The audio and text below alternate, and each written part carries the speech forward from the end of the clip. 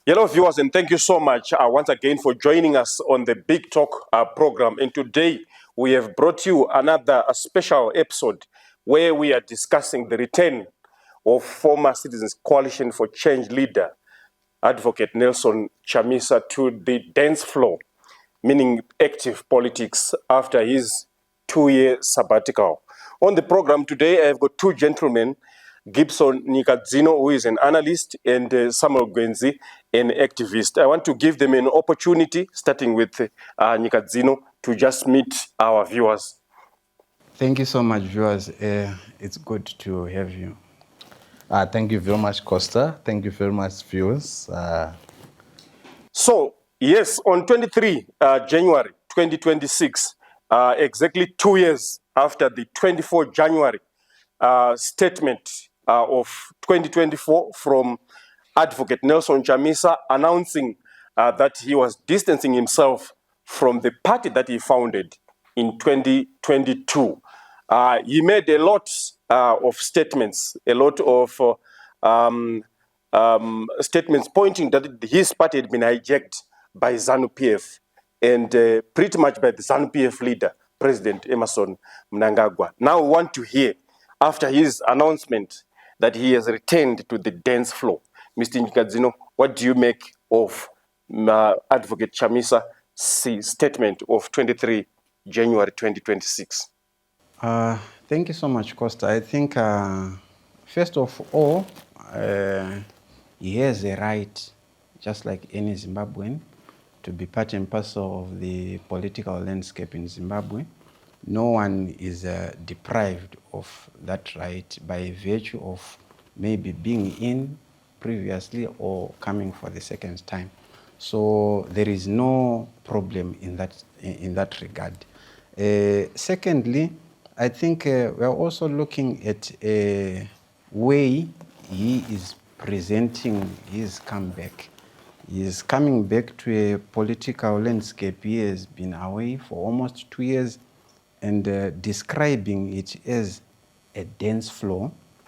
Unfortunately, in my view, you can't have a space to get political power being described as a dance floor. I don't know, it is that maybe expression he wanted to use, but getting political power is a serious matter, which I think he has a right again to get. But the expression of that space, likening it to a dance floor, you know, political communication might speak to a point of view that he doesn't have any serious and tangible ideas to fill the space he has been absent for almost 2 years. And what do you think would have been maybe the preferred way of presenting himself, other than just say, I've returned to the dance floor?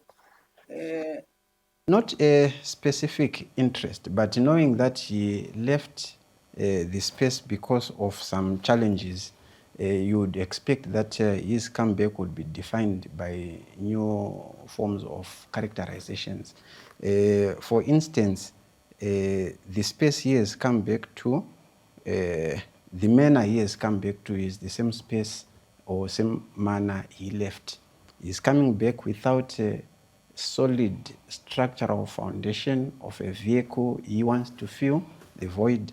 So I think his comeback could have been defined by something that is structured, something that is institutional, something that is ideological in character, something that has clarity. Because when you also look at the manner in which he has been responding to some inquiries that have been made, there is a lack of clarity in what he says. But like I'm saying, no preference to say, because that's his democratic right to fill that space. Mr. Gwenza, I want to give you an opportunity to also respond. Maybe in a way, try to share your views in terms of what does it mean for NC's return to the dance floor. Yeah, thank you very much. I think generally the politics has been on a decline since after the departure of the President Nelson Chamisa from the political scene. And his coming back is a rejuvenation of the base within the country, which had no leader in essence, because he was on sabbatical. But it's also a critical point where the principal left the dance scene after ZANU-PF amputated the constitution, after it dealt with all the various facts that the president said, the hijacking of the political party. And I think currently, when he retained, he said he's more wiser than previously in terms of dealing with the animal called ZANU-PF, which amputates the constitution, which uses state institutions to stifle the existence of divergent political voices. And I think President Chamisa now has addressed various issues that probably our institution has fallen apart. Contrary to what my co-presenter has said, that he is coming without a clear plan with the same way. He said it very clearly that he's coming on the political scene differently. We are trying to push a different political persuasion to the Zimbabwean populace. And that involves serious stakeholder or mass consultation on what is supposed to be done on the Zimbabwean question, which he said that he needs all different actors, the students, the laborer, the informal sector, the miners, and he has been trying to galvanize this within the space of the sabbatical that he had. And I think the Zimbabwean population is up for a great political battle for the lives of Zimbabweans who want to see change. And I think the billions of people who had a special contract with President Chamisa with his 1.9 million votes in the last election has been waiting significantly for this particular period and moment. And I think Zimbabweans are there to see serious changes on the political discourse in the country. And maybe before we continue, would you maybe want to put your position very clear in terms of whether the reasons that he put forward in 2024 when he left the CC party, were they justified in your view? Yeah, clearly. You would find that there was the abuse of the Constitution, especially Section 129 of the clause of recall, to say an individual that has left a party can be recalled. And it is one of the reasons where he said that the Constitution, even when he came back, he said there's no Constitution because our Constitution has been shredded apart. Both even the very institutions that are supposed to protect our small democracy, such as Parliament, has been used to further the political agenda of the ruling party. And secondly, you would see even the judiciary itself in the way that dealt with the cases of a self-proclaimed Secretary General of the CCC, Chabangu. You would see that he was just a tortoise sent to destroy the movement. So you would find that there was a valid reason. Then you can also see among the rank and file of our own cadres who have also managed to cross the line, either for few trinkets, which ZANU-PF uses to destroy the democracy. And what will be your response if, because we have been reading and watching all of these developments and some pointing to the effect that, because I know for a fact that you belong to the CC, his party, that you lacked the constitution, you lacked clear structures in terms of the ideological pathway, you were not clear, the questions around strategic ambiguity and so forth, they dominated the space. That they were by and large self-inflicting in terms of, and that it was bound, that at some point there was collision that was coming and you're going to derail from the... Yeah. I understand that there has been some limitation that has been put across by the media and equally some critics of the movement. And I think that has been well documented after a post-mortem that has been done after the elections of 2023 on what we have managed to go through and what we have managed to surpass through. And some of the areas that you have talked about, the president has made it very clear in his last press statement that he's going to do things differently and is going to build a movement that is citizen-centered, with the people as the center of the critical issues of the people. So I believe in one way or the other, much of the defaulties that maybe has been articulated by various individuals who have been criticizing, I mean the positive criticism that has come with the movement is false. I think those are the various issues that the movement is going to deal with in terms of bringing a stronger movement that is able to bring freedom for the Zimbabwean people who are yearning for freedom and economic prosperity, not the kind of situation where corruption and other vices have taken a toll in our country.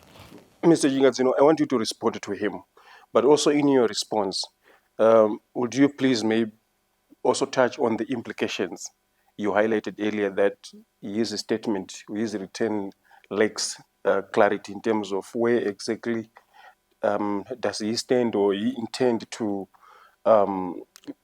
provide the strategies in terms of how he's going to drive the vehicle that he wants to start.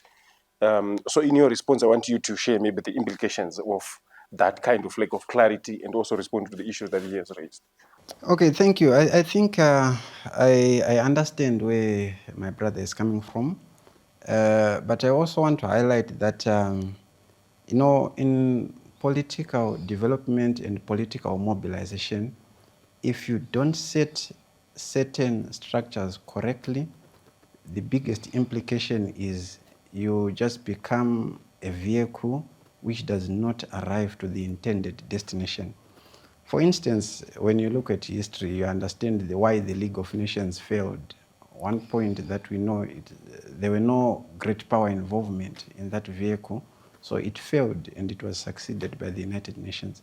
So mistakes or issues that were key in the departure of Mr. Chamisa from the political space. One was that he cried infiltration, for instance. But from what has been open and everywhere is that the CCC institutionally, it was not a fundamentally strong organization. It did not mobilize the grassroots through scientific structures, because the biggest difference, you remain a movement which does not grow to be something else when you don't have structures. And what I've seen is this movement, whether it was the CCC or anything that is coming, movements, they are born out of particular events which can trigger something. I think we've had discussions about this. When you look at maybe the Black Lives Matter as a movement, when you look at what happened in the Twitter revolutions in Egypt, and any other space, something triggered. Movements, they are triggered when people share the general grievances, but political establishment are made when people galvanize their grievances, they institutionalize their structures, and then they set the objectives. So now without objectives, the objective is just saying we want people to live in prosperity, we want people to have a better life. But for the past 2 years, things have changed. Dynamics changed nationally, dynamics changed globally. When you look at the global world, the issue of freedom, democracy, and other things, they are not taking key spaces.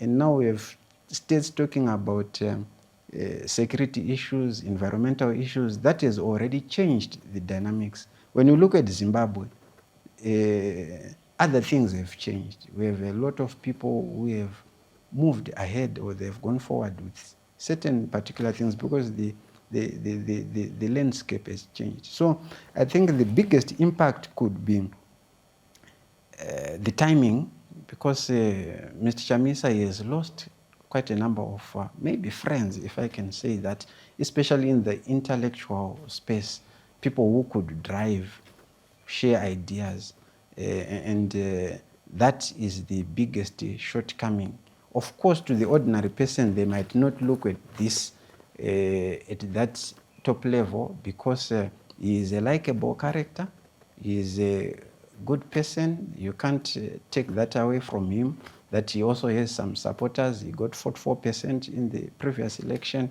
But going forward, there are a lot of challenges that are there, which I think they are key in pushing a force of resistance to what he wants to achieve.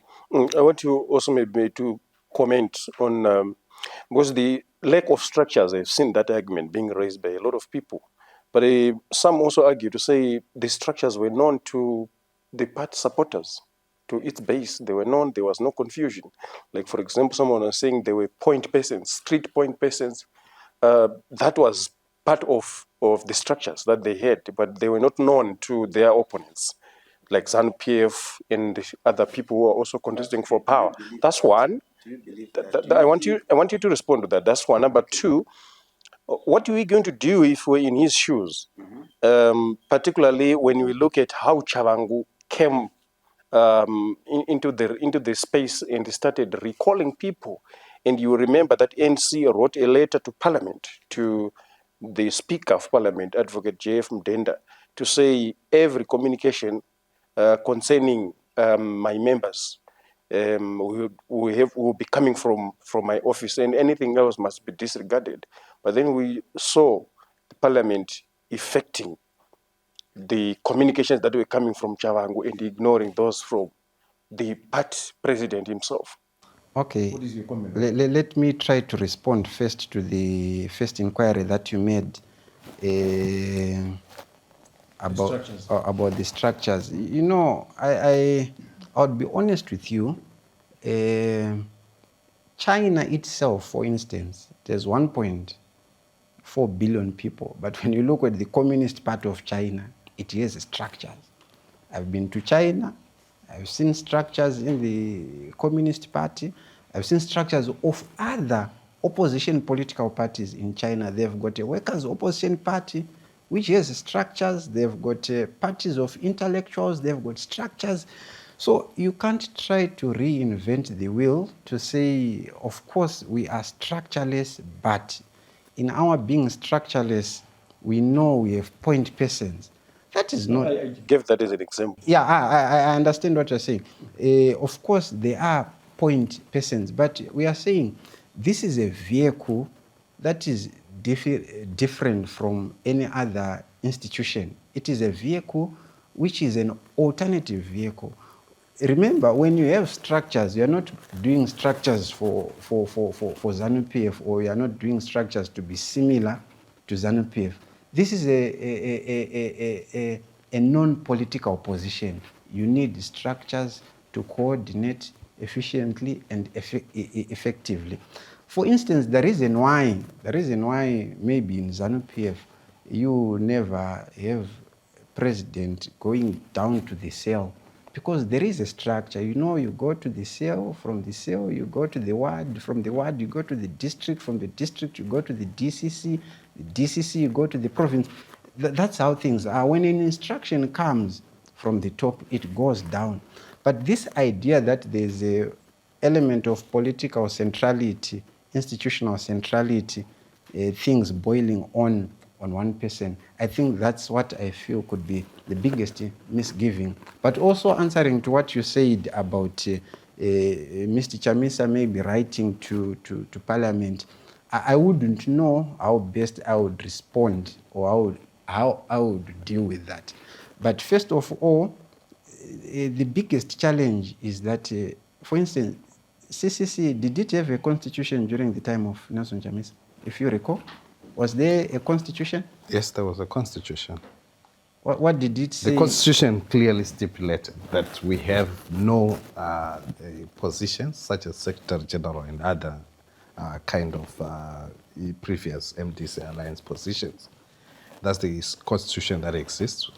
So it gave power to the president? The power was with the president. Okay. So you see, that's my point. That's my point to say the problem is repeating itself. Institutional centrality is on one individual. And you can't have a scenario whereby now you have someone who says we've got point persons. By virtue of us having point persons who are not clearly recognized in the Constitution, it goes back, maybe I think we have heard about what they call the strategic ambiguity, that doctrine, which, its use where they derived it from. It was first put out by the US government in 2012 when they were saying we want to deal with China, so we are going to invoke strategic ambiguity so that they don't see what we are doing. But now, what the US government has been doing to China is known. So, that's the science of politics. You can't do anything that people cannot see and cannot know. So, these are the results. Whatever happened from Nelson Chamisa to the Chavangu incidents and other things, it's a making of their own, because they don't want to conform to the fundamentals of making political institutions. Maybe I'll ask it differently. You form your own party, Mr. Nyigadzino. It has got its own structures known to you. You contest the elections. I wouldn't want my structures to be known only to me. I wouldn't want to be the owner of that political party. Okay, fair and fine. Yeah, I wouldn't want Fair and fine. But I want you to respond to how. But this is the politics at play that we are seeing, right? We see Mr. Chavangu emerging from Norway and starting affecting, and they start affecting recalls, and we have a communication coming from the party leader to the Speaker of National Assembly, saying the status of my party and my members, any communication about my party will come from my office. And then we have got somebody else, then the Speaker then effect the letter that comes from nobody. What does that mean in that kind of a setup? Let me answer you quickly. When someone does something bad to achieve a certain objective, we say that person is a strategy. So whatever happened, whether there are some issues you want to refer to say this person emerged from Norway, no one will just emerge from Norway to say I'm coming from Norway to do ABC. That person was known. But the idea that whatever happened benefited a certain person or a certain institution, that you would call strategy. But it cannot be applied over and over again. A new scenario will deserve a new strategy. So I'm just saying, whether I lead an institution, myself, I'll be honest with you, if I think of venturing into politics, which I don't intend to at the moment, I will just try to have an institution that is not centralized on an individual. Because these are the consequences. When the individual dies or when he leaves, the institution goes. I think we have seen this in Africa. And then last on this part, what would be your comment to people who would say Chavangu was a ZANU-PF Trojan horse? Because what we saw is that soon after that hijacking of the party process started, we saw him being provided with security. Okay. Yeah. What does that mean to you? Like I said, whatever political objective is achieved in politics using any other means, we would say that's the importance of strategy.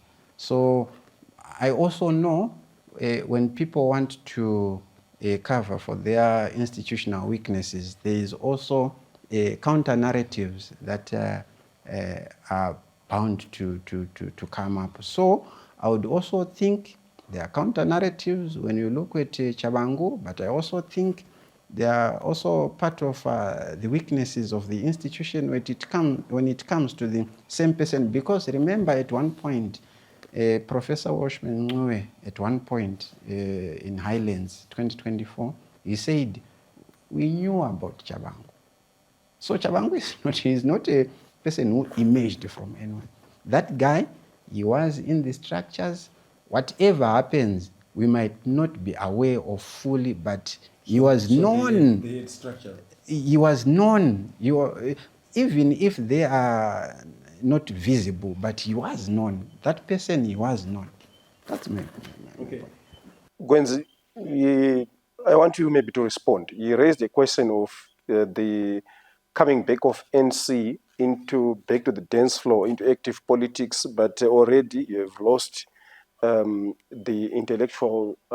constituents of intellectuals, and that there are implications if the strategy is going to be the same, where we don't have structures, and that mm, the clarity issue again is coming back from him. So I want you to respond touching on those issues.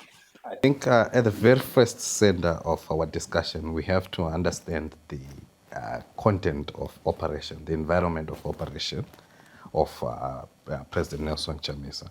We have entrenched dictatorship that I once highlighted, that abuses amputate the constitution, that abuses state institutions. We have seen after 2023 election, according to the Zimbabwe ZPP information, to say nearly about 350 people were arrested now and again in order for power consolidation of ZANU after the 2023 election. You would also see how the ZANU-PF government has been trying to buy legitimacy by suffocating the voice of the people. Many people were arrested before the SADC summit. All these things show the level of operation of opposition politics in the country. So there is entrenched dictatorship, which in many cases what we have been trying to say is that they have been using lawfare as a means of power consolidation. The issue of using Chabangu in order to push their 2030 agenda, in order to bring about, we can't say it's fair play, which President Chamisa is fighting for a democratic and prosperous Zimbabwe, which we all long for. Then we also come to the essence to say the structural element. I think these are mere semantics, because you would find that there is already the 1.9 million. You say that there was 44% of the people that voted for President Nelson Chamisa. Those people are galvanized in an environment where you had seen many voters in Harare failing to vote within the record time, as ballots were not found, and many of the shenanigans that happened during the 2023 election. So you'd find that kind of environment as a greater means. And we wouldn't falter anyone, either because of ourselves or those that put their lives on the front line to see a Zimbabwe that we all want, failing to go to State House per se. But you'd find it that many people believe there's a social contract of Nelson Chamisa and the people. And that has been seen within that 44%. That has been seen with how the economy is failing to take off, because there is rampant corruption. When you see the kind of issues like the gold mafia that has shown nearly 1.5 billion that we lose each year in the gold mining sector. You'd also find many cases of corruption even within the tender making processes. I think the GOT project of who is this guy that is currently in prison, which has highlighted various people that are also custodians of the finance minister Mutuli, who are actually working on a criminal cartel of some sort in Zim. So you would find that Nelson Chamisa operate in that kind of space. They are coordinators, so the semantics is different. It's like you can say there's a secretary general and probably you say there's an administrator. Then there's a president, then there are coordinators, then there's a volunteer organizer. Probably you want him to be called a commissariat. I think the structural elements exist, and like what we said, that we can't run away from the shortfalls that we have as a movement. And I think the president is sabbatical has given him more ample time to reflect and make more decisive decisions of giving many of young people who has been neglected in the political front, in the position of leaders. We've seen it in 2023. You would find that in Epworth, a 22-year-old female has been thrust into a position of leadership. And efforts has been done to ensure that we capacitate such young cadres into the hands of leadership, which is something that has to be credited on the leadership of President Chamisa. You would find a lady, Fazema Here, who was the spokesperson, juxtaposing him with Christopher Mchangwa. You'd find that they saw belief in the young people, and that many of the very people that has been fighting against President Nelson Chamisa was his belief system of merit. You would find that there is the Attorney General's report has clearly spelled out all the ministries' rate of corruption within the various ministries and in government. But the president has also been putting out across that we can build a $100 economy that can change the status quo in the country. Can build 100 what? $100 billion economy, Okay. yeah. But I think you raised very fundamental issues. I will give him an opportunity to respond. But maybe before that, he said the return of NC is exclusively marked by the loss of the constituents of intellectuals. How is that going to be regained? Or would you also agree with that observation in the first place?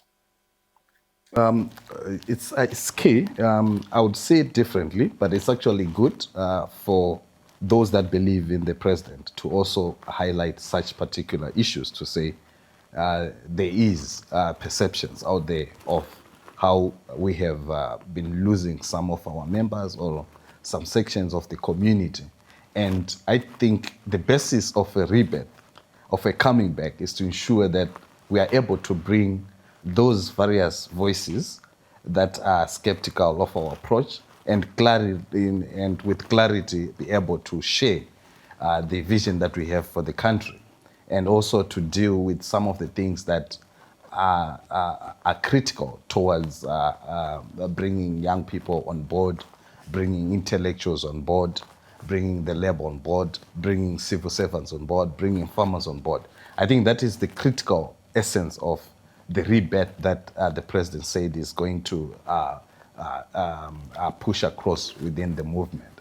And it's critical also that such critical voices and skeptical voices against our movement, they are key.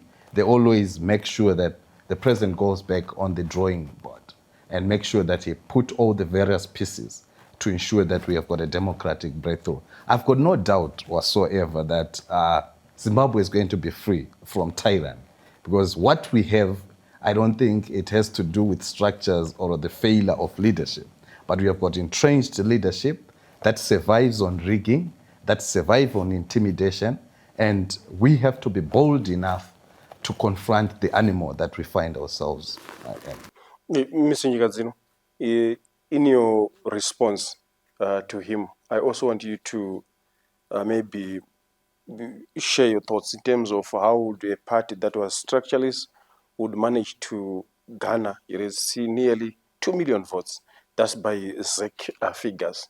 Notwithstanding the challenges that were noted in the SADC election reports about the provision of election material, particularly in Harare, and also maybe other areas that are far away from the capital getting the particularly the argument was the opposition strongholds like Harare, Bulawayo, the election materials were delayed. So I want you, in that response, you address maybe those issues, particularly on how would a structuralist party manage to maybe obtain 2 million votes in an election. I think when we started the program, my biggest acknowledgement was Nelson Chamisa is a likable personality. Is a whether you want to say is a brand, is a likable character, is a person who is a polling effect to the voters, but that's what I said. And the 1.9 million votes, if you look at them, they were his votes. He has a constituency which is part and parcel of the whole national voting population, 1.9 million voters. But my issue is he was strong as an individual, and the party was not as strong as its individual. By the way, how many votes did the CCC get? When you look at the distribution of numbers in parliament versus the distribution of numbers in the presidential race, that tells a huge difference when you compare with the ZANU-PF numbers in parliament and the ZANU-PF numbers at their presidential candidate, who was President Emerson Mnangagwa. So my point is also going back to the issue of institutional viability.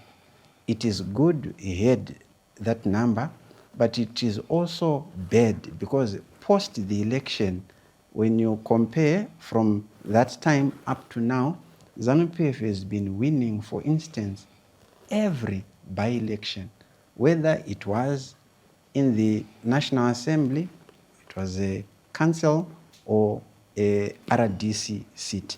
ZANU-PF has been winning. So again, it takes us to the 1.9 million votes. He cannot, for instance, have the same number, or the CCC or any party that is there as an opposition cannot maintain that number against a ZANU-PF that is won primarily all the by-elections that we have had. And also initiatives, for instance, like ZANU-PF National Sale Day on this past Saturday, it also tells the dynamic of wanting to have an issue of membership accountability.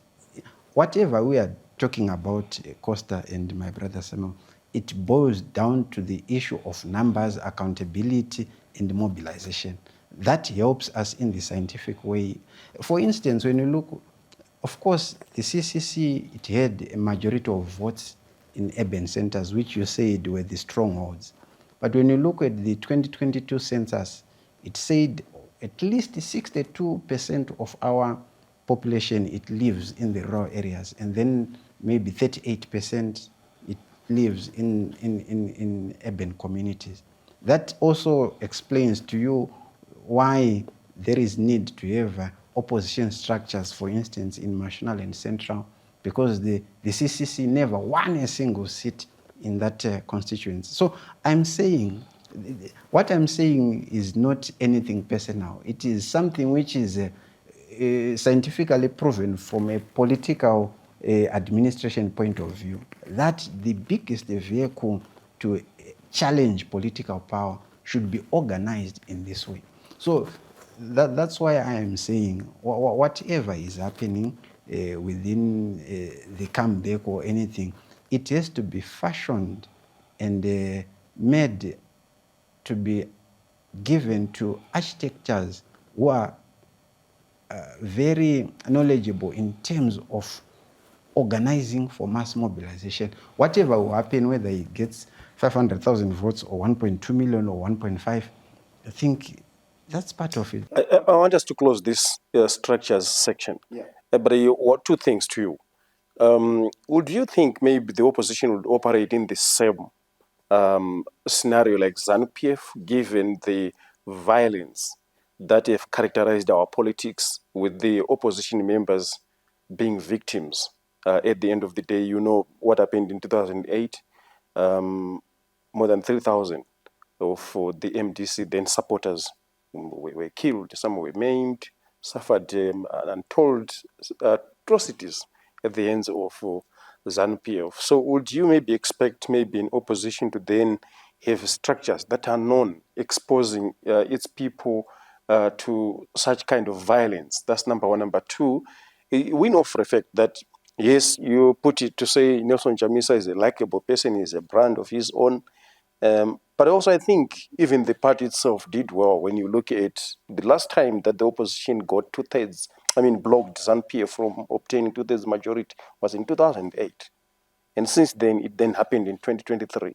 What do they balance him being the only person who is stronger than No, Costa. I think you're trying to put something else different. But let me answer you the first aspect you highlighted about political violence. I think that's a very interesting topic to me when you're talking of political violence. I want us to look at it from new formats of political violence that we are also witnessing, which people probably do not want to attribute to any other person or any other institution because they've got their traditional views on it. One thing I want to say is no institution should be seen committing violence in any time of the nation's existence, whether we are going through elections or we are not going through elections. Violence is not the ideal to attaining political power unless or otherwise it is empowered and mandated by the UN Charter, which only allows violence to be used to get power when you are fighting a colonial administration. That's one. Secondly, the dynamics of political violence have also changed. I think when you also read some of these reports, not that we need to read them selectively, when you read the reports from 2013, 2018, 2023, the dynamics of violence, they have changed, whether from physical to psychological to sexual to economic, they have changed. Now we are talking of semiotic violence, where people, during the time of elections, they are being violated through modern spaces of organization like social media, which I also condemn because that alone, it disturbs the legitimacy of the electoral process. So whether there is one person who is committing violence physically, psychologically, or semiotically, that is very wrong because the premise of the electoral process is to ensure that people, they participate in their democratic processes freely. Let's look at one of the key issues that emerged from President Chamisa's return statement. He said he was not going to work again with his erstwhile people that he has worked with in the MDC and even some that he worked with in the CCC, and particularly people like Douglas Ngonzora. But what are the implications of not accommodating fellow comrades in the new vehicle, in the new movement? Yeah, thank you very much, Costa. I think the various thing is that we must have a common agenda and a common vision as a movement or as a party or as a nation. And in this case, I think the conversation is not supposed to factor on elite cohesion among the elite political class, but it has to have a social contract between the people and their leaders, in actual fact. So the social contract that President Nelson Chamisa needs is purely a contract with the people and less with political actors. And like I said, the idea is if there is supposed to be any form of cohesion or a collection of some sort among the political actors, it has to be driven on a key political program. Like in this case, there are other people that are pushing towards the pushback on the 2030 agenda. And I think it's a noble initiative. It can be something that can coalesce various members of the political elite class without necessarily being able to formulate as one broad-based movement. There is various issues of the amputation of the constitution in all essence, like what President Chamisa said, that there is no constitution in the countries, that there's the breakdown of the constitutional order in the country, where the judiciary, that is supposed to be the last defense of our human rights, has been captured by the executive. When we see equally the police has been captured by the executive, pushing the executive's interest in what we consider consolidation of power, like what I said. So I think the idea of having that cohesion, it has to be driven by the vision and patriotism to the country, and less on Samuel and Costa meeting up without having a contract with the people. So my analysis of what President Chamisa said is that he needs to build a base with his people on the ground. And if these other voices and parties push their agenda, it has to be driven from the common agenda of the national vision. Mr. Nkadzino, your response on the idea that erstwhile colleagues may not be accommodated in the new movement? Yeah, it depends with the vision of the said movement. But when I try to look at it, one way or the other, it has a negative perception on the aspect of an intergenerational consensus. For instance, when you compare with the ZANU-PF, this other side, there is a clear and definitive remark that we are not going to work with any of our historical colleagues. But in ZANU-PF, there is a difference that we are there to work with everyone. That's why when you see, I think recently an interview where President Mnangagwa mentioned his last conversations with the late President Robert Mugabe, when you look at issues to do with having cordiality with people like former Vice President Joyce Mujuru, people like comrades Didmas Mtasa in that side of the party. Their idea is no one has to be left out in our movement.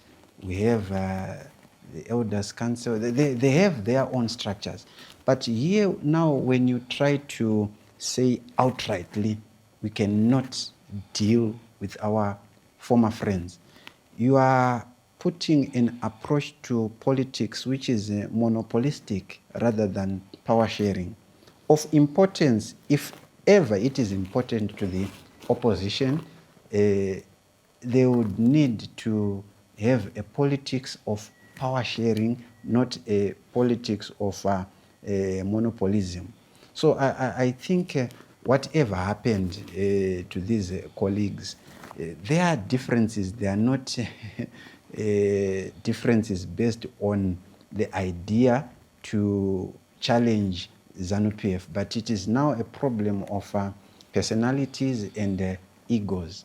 But also, at the same time, I want to add to another point that you might be missing, that when the MDC, for instance, was formed in 1999, it had three structures that were fighting. It had the students, it had the laborers, so the workforce, and it also had the constitutionalists, people who were fighting towards these three goals and the broad opposition. But now, when you fail to recognize also the importance of the input of your colleagues, I also think it becomes problematic in trying to galvanize the people towards a certain agenda, because you would need anyone, you would need, for instance, Tendai Biti, you might not agree with him, because in politics, when you look at most people, they've managed to form alliances with their perceived enemies. So I don't know the vision of this new movement. But what is he going to suffer if he doesn't work with them? Division. That's why it is now easy for you to see today that since that statement was made, on a lot of spaces, there's been a lot of opposition to his idea. And worse off, the idea that with some of his colleagues who are saying we want to defend the constitutional platform, then he says there is no constitution to what? To defend. But the same constitution is giving him or gives him the right to form a political party. It gives him the right to say he wants to start a new movement. It gives his followers, the space to say we want to choose and vote for him. So I think there is need to refine some of these ideas when they are being explained to the people. You can't just wake up and say, we don't have a constitution. But from the same document, there are other sections which are benefiting fundamentally, access to education, we've got children, the right to political participation for women, all those things. So I'm just saying, it is important to refine the methodology of how we are going to say out ideas that we have as human beings. So for his party, for his movement, you also need to do the same. You also need to look at all those things because you would rather speak little and act more in order to have something that is good. Gwenzi, you're raising a question of there is no constitution to defend. I want you, as you respond to some of the issues that you have responded, I want you also to touch on that. Yeah, basically, I want to start with my colleague.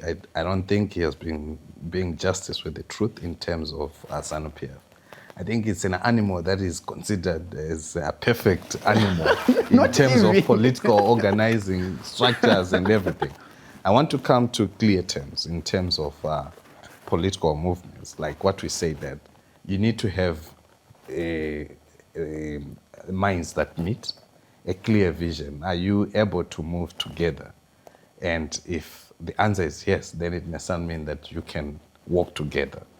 But if you can't, then it's difficult. Let's go to ZANU-PF itself. You would find that currently Walter Mzambe is finding his hard time in prison after falling off from the ZANU-PF, a former colleague of. You'd also go of President Mnangagwa. You'd also go to the question that the president said that he had good relations with President Mugabe after. And I think those that were the spokesperson of Mugabe then refuted those statements to say that's real propaganda. I don't think we need to feed from the propaganda of the current regime in earnest. My bottom because line Jealous was, Mawari made it very clear. My bottom line, can I explain my bottom line when I made that point? I was just saying there is an element of saying to former colleagues, come through. That was my point. That's exactly what I just wanted to make. But anyway, you can continue. No, I wanted you to maybe respond to what he's saying, to say there were those claims that the president reconciled with the former and the late President Mugabe. Those claims were refuted. I think one of those was Jealous Mawar raising to say, no, there was no such a kind of a reconciliation. Do you trust that? I wouldn't want to venture more into what this personality or character said about this ABC. But what I would also think for myself is to look at the post-Mugabe relations between the current government and his family. I think when we draw qualitatively from much of what has happened, what we have seen, what has been exposed to us, you would think differently on whether they had reconciled or they had not. So I'm just saying, when someone refutes what's there, it is also important to look at other things. Because I have seen, for instance, in other countries where former first families, they faced a lot of retribution. Look at Gabon, for instance. A lot of things they have happened. Look in Burkina Faso, the family of President Kabore, a lot has happened. But I'm just saying there are other footprints that we can look at to say, okay, does this point to reconciliation, warming of relations or not? Which at the moment, when I am maybe comparing, it is not found on the other side. But also to add to another point he has asked, that it appears that ZANU-PF is a perfect animal. No institution in Zimbabwe is perfection, but one might be doing better than the other. So my point is, why would every time we would want to look at things when we are maybe comparing with ZANU-PF to say, we don't want to do things like what ZANU-PF has done? It means it has a role which is playing, or an impact it has on how you want to do your other things. Mr. Gwen, sorry, I had to cut you short. You can proceed. Yeah, basically, I wanted to say it's difficult to work with people that you don't align with in terms of your vision and your objective. And I don't see anything wrong by the President Nelson Chamisa highlighting the need of not working with those that has tormented him.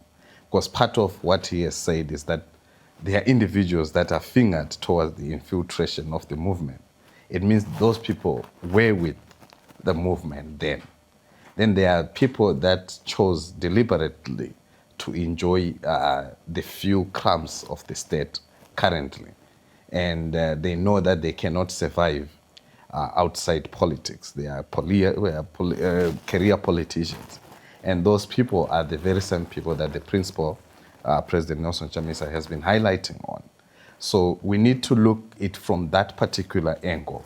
But I don't see any reason, if genuinely these very people have got, they are patriotic to the country, then they have to fight the various battles that they have to fight.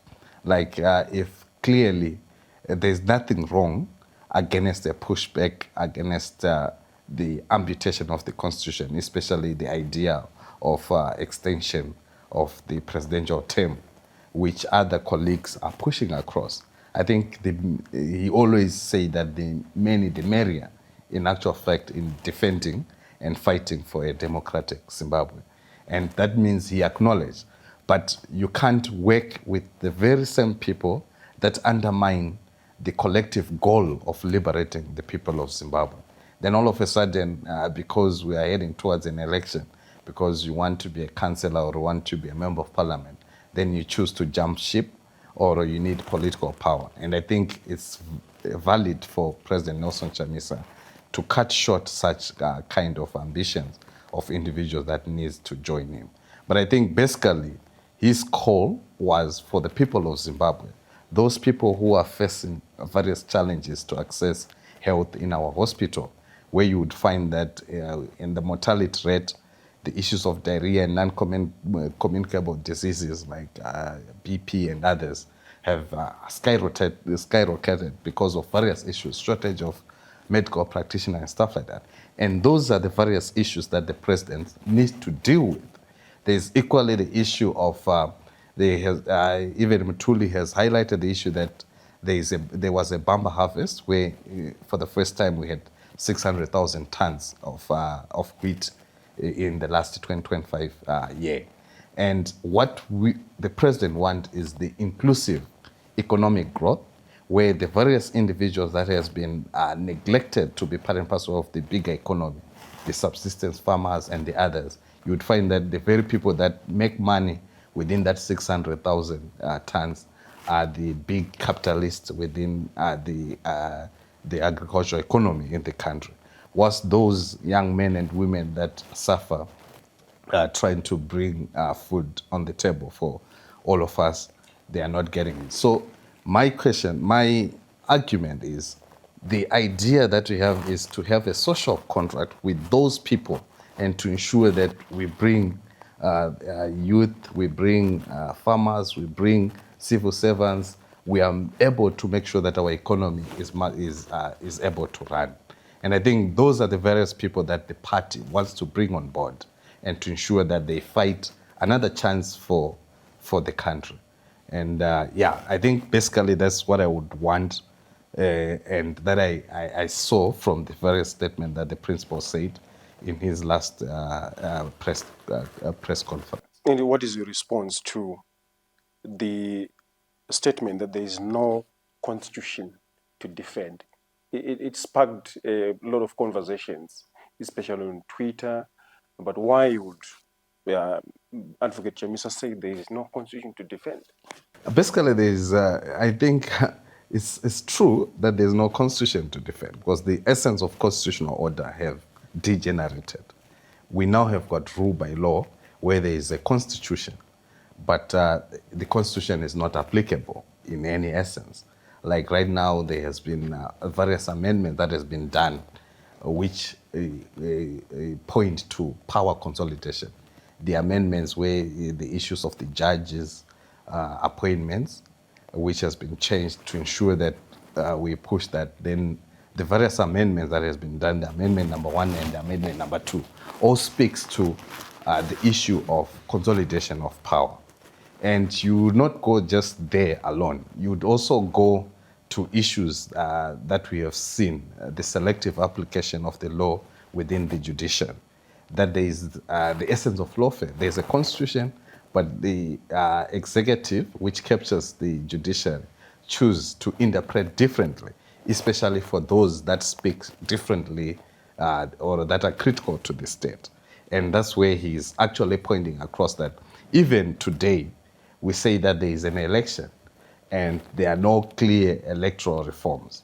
And where the executive do what they want, they always have what you call it, just normal elections, like, without really putting towards the empowerment of people through electoral processes. So I think the President Chamisa has been highlighting it clear. But also, I don't think it waters down the fight that we have to do towards the issue of the 2030 agenda. That has to be fought, and it's also part and parcel of bringing about the necessary kind of reforms to say, let's abide by the Constitution, because the constitutional order no longer exists in the country. And I think that's what basically I think it's the issue of semantics, because the very essence is that the Constitution and the law is broken down. And I think I concur with the principle of that. Mr. Nyagadzino, your response To which one? to what he has just said? About the constitution or about... There is no constitution to defend. Yeah, I think I raised that. You know what? When there are constitutional challenges, there are platforms that can be used to whether fight the challenge or address the challenge. Your relevance to the matter is equally important when you are a political leader, even when the same point has been raised by a person who is not a political leader.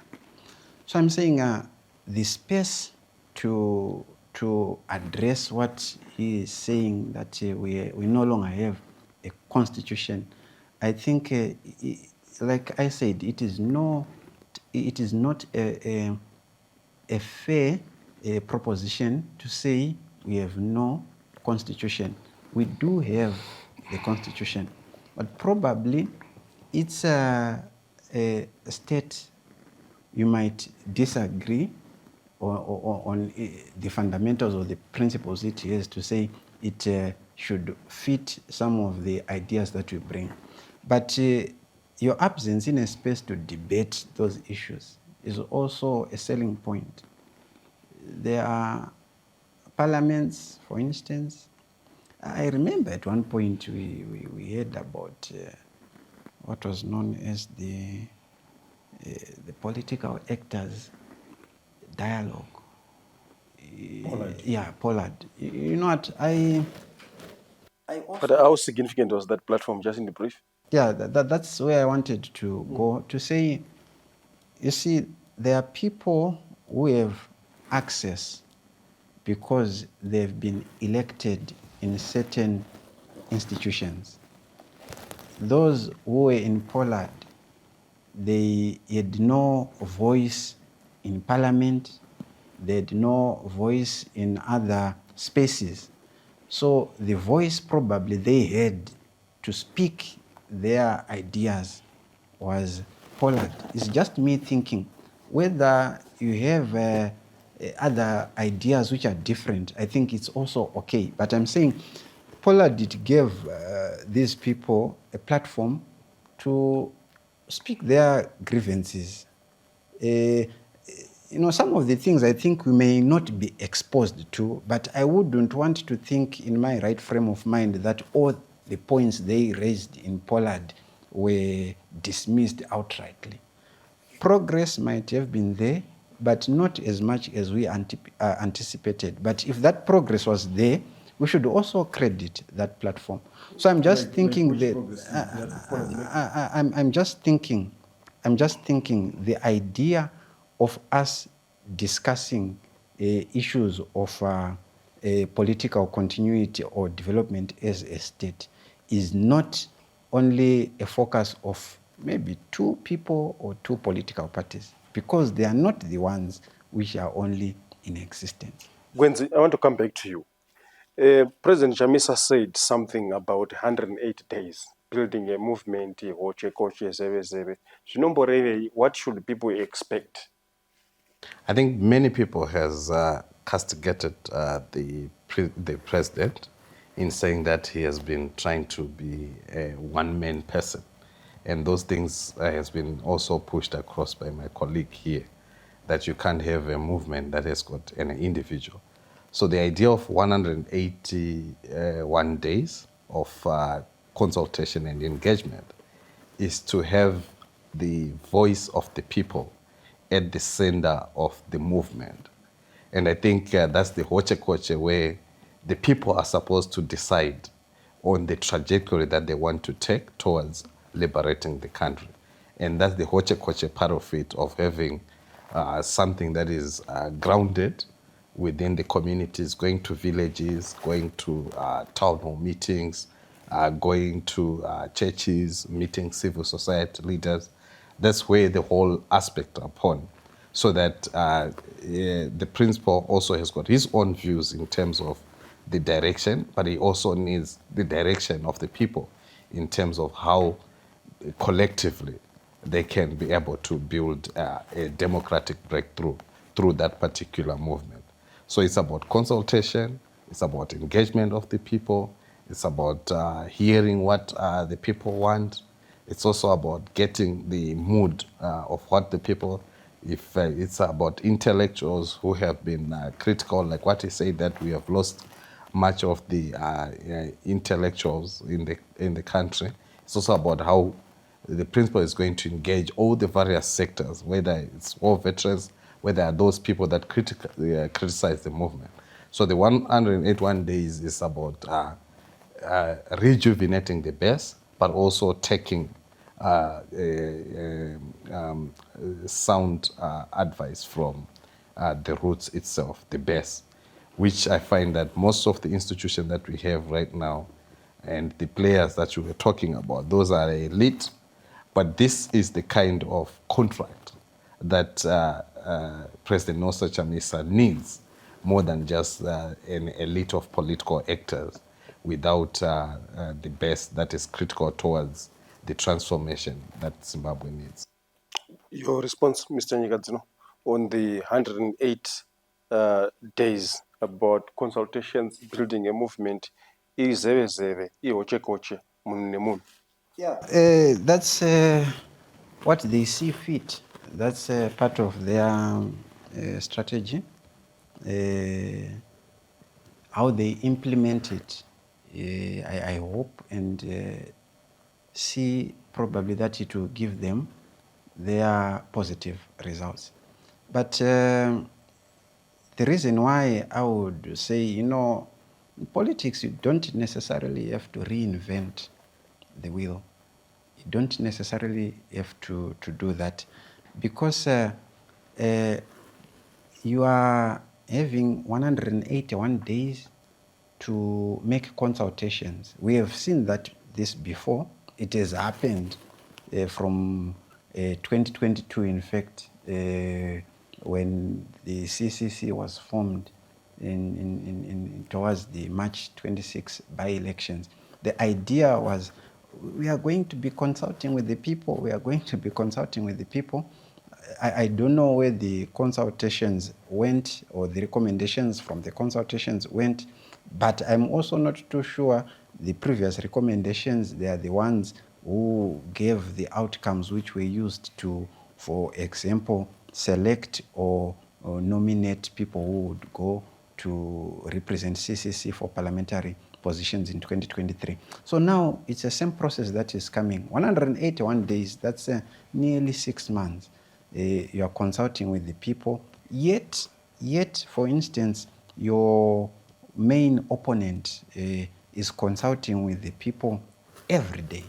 So I'm just looking at the logic of mobilization, the logic of organization. Of course, it exists, but I'm just saying, it mustn't be that complex that when you ask an ordinary citizen or an ordinary person to say, can you, by virtue of your organization's belonging, tell us how you address issues? I'm not too sure if one is able to address that. But with all due respect, that's part of their process to organizational building. What can only be hoped for is that what's being built should last, so that there is continuity. Gentlemen, we have had a discussion for a very long time. Now I want to wrap it up. And I'll start with you again. The 2028 elections are 2 years away from now. What are the permutations after the return of Advocate Chamisa into active politics? What are the permutations? I'm not too sure, Costa, what will likely happen now that Nelson Chamisa has shown his intentions to come back. But there are a lot of hurdles that he might face, which might give ZANU-PF leverage in terms of our organization, its strategy, and maybe other deliverables they have as a party. What I only see is a competition, but not as formidable as the previous years. Because, when people mature, they have different aspirations and reasons to maintain some positions of comfort they might have at one point. I'm not in my mind seeing people who would want to say, kana tisipo haiviwi. I think you get what I'm saying. Or I'm not seeing people who would say, for us to get support, we need to coerce people in some way. I'm not seeing that. At the moment, it's just 1 week into this space. We are not too sure what's likely to happen. But from what we have, it seems ZANU-PF has the greater leverage. But also political developments can be fluid.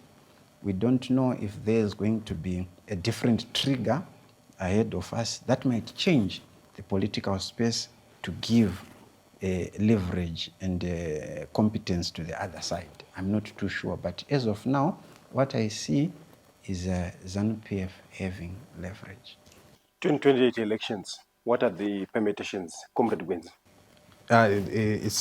There's no doubt this is going to be a hard toll for the people of Zimbabwe because they want to see change.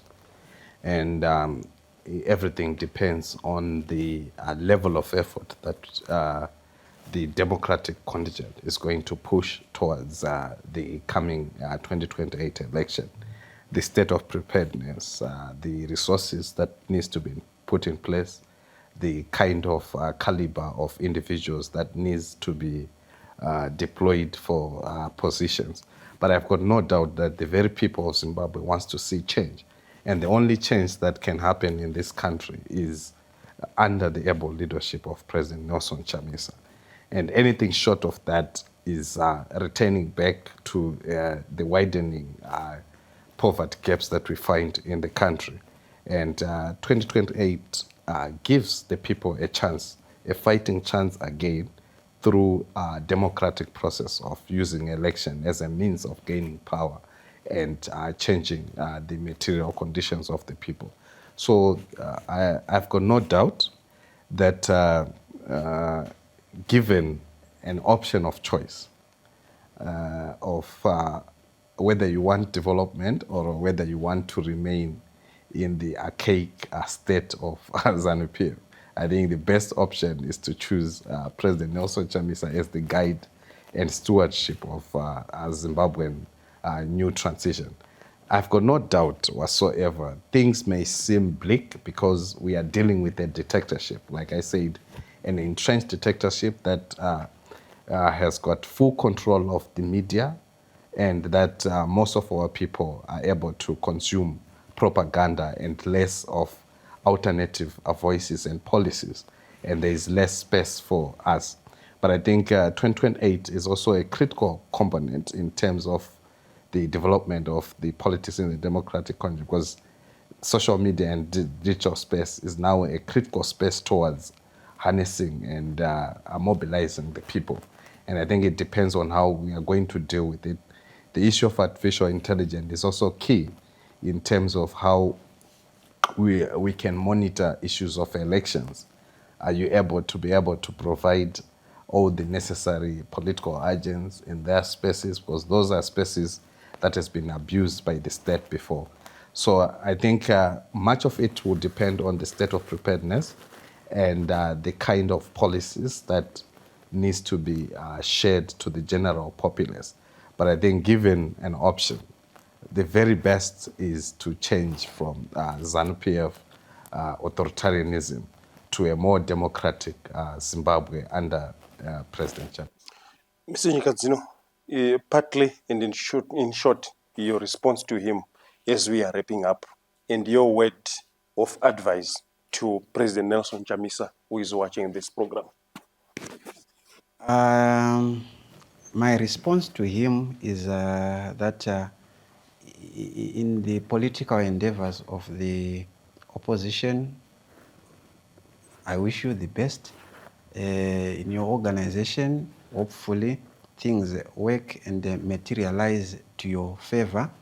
This will only happen if you are organized efficiently, if you are not only people who are rhetoric, who will be competing against a political party, for instance, that's been around for over 55 years, and their experience in government spans at least 46 years. So in that endeavor, wish you the best. To Nelson Chamisa, I think he is just a compatriot. I don't wish anyone failure in any of their endeavors. In as much as I don't wish anyone failure, I also wish Zimbabwe success. That's why I have always said, in any space, it is difficult for me to criticize Nelson Chamisa of his potential and also to criticize outrightly the efforts of the government, because if your government fails, automatically the failure will be felt by the people. So on all aspects, I wish those who want to be the alternative a good success, and those who have the idea to continue reigning, a good success. But ultimately, it has to be done for the benefit of every Zimbabwean. Comrade Gwenzi, your parting shots to our viewers as we are wrapping up, and also a word of advice to your principal, Advocate Nelson Chamisa. Thank you very much. I think it was Costa, because it was an eye-opening program that also made us to share our various views. And I think this is the democracy that we want to see, where we have got divergent views and thinking. And I think that's the very essence of our constitution, to ensure that justice, equality, and views are able to be communicated freely. I think to President Nelson Chamisa, I think the idea is there are many people out there who are prepared to be foot soldiers for the democratic discourse in the country and to support the bid for a liberated and a new great Zimbabwe. And we wish Zimbabwe a great success. And there's no doubt whatsoever that Zimbabwe is going to be free. It may take long. We may face all the hurdles, but we are prepared to face the devil head on as we work towards collectively emancipating the people of Zimbabwe. Thank you very much, our viewers. We have been following this program. We heard from Comrade Samuel Gwenzi and Comrade Analyst Gibson Nikadzino, who have been sharing their views on the return to active politics of President Advocate Nelson Chamisa, returning to the dance floor, because ZANU-PF can't dance alone. ZANU couldn't dance even with its puppets and muppets. This is according to him on 23 January when he addressed a journalist in the capital. Thank you once again. Please don't forget to subscribe. Don't forget to share with our colleagues in your circles, locally and abroad. I'm signing out.